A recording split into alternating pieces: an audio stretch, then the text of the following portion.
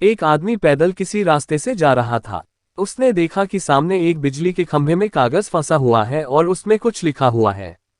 उसमें लिखा था कि कल इस रास्ते से गुजरते वक्त मेरे 100 रुपये कहीं गिर गए।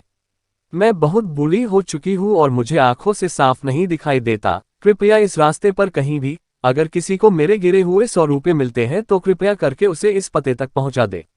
नीचे दिए गए पते को पढ़ने के बाद उस व्यक्ति का मन वहां जाने को करने लगा। उस व्यक्ति ने पते को याद किया और वहां की तरफ को निकल पड़ा। वहां जाने के बाद जब उसने आवाज लगाई तो उसने देखा कि गली के आखिरी हिस्से में एक झोपड़ी है और वहां से एक बूढ़ी औरत लाठी के सहारे बाहर निकल रही है।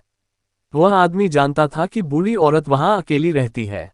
बूढ़ी औरत के आने पर आदमी ने उसे बताया कि माँ जी, मुझे आपके गिरे हुए 100 रुपये का नोट मिला था। ये रहे आपके 100 रुपये।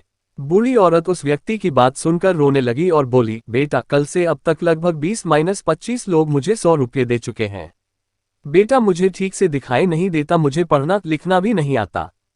पता नहीं किसने मेरी हालत देखकर मेरी मदद करने के लिए ऐसा किया है। उस व्यक्ति के बहुत कहने पर उस बूढ़ी औरत ने उससे 100 रुपये लिए, लेकिन उस व्यक्ति से विनती करते हुए कहा, बेटे, जाते समय ये संदेश फाड़कर फेंक देना। न जाने किसने मुझ पर दया करके ऐसा किया है। उस आदमी ने अपना सिर हिलाया और चला गया। थोड़ी दूर जाने के बाद आदमी सोचने लगा कि आखिर उन 20-25 लोगों को जो बूढ़ी औरत के पास आए थे, उनसे भी उस बूढ़ी औरत ने संदेश फाड़ने के लिए कहा होगा, लेकिन किसी ने भी अभी तक इसे फाड़ा नहीं।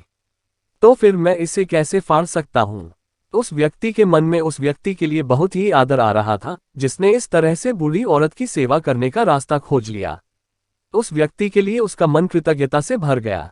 फिर क्या था, उस व्यक्ति ने भी खंभे में लगे उस संदेश को वैसे ही रहने दिया। दोस्तों, ये कहानी हमें सिखाती है कि हमारे मन में केवल कर्म करने की इच्छा होनी चाहिए। मदद करने के कई तरीके हैं। अगर हमारे अंदर किसी की मदद करने की इच्छा है तो हम किसी न किसी रूप में जरूरतमंदों की सेवा कर सकते हैं। कर्म तेरे अच्छे हैं तो किस्मत तेरी दासी है। नियत तेरी अच्छी है तो घर में मथुरा काशी है।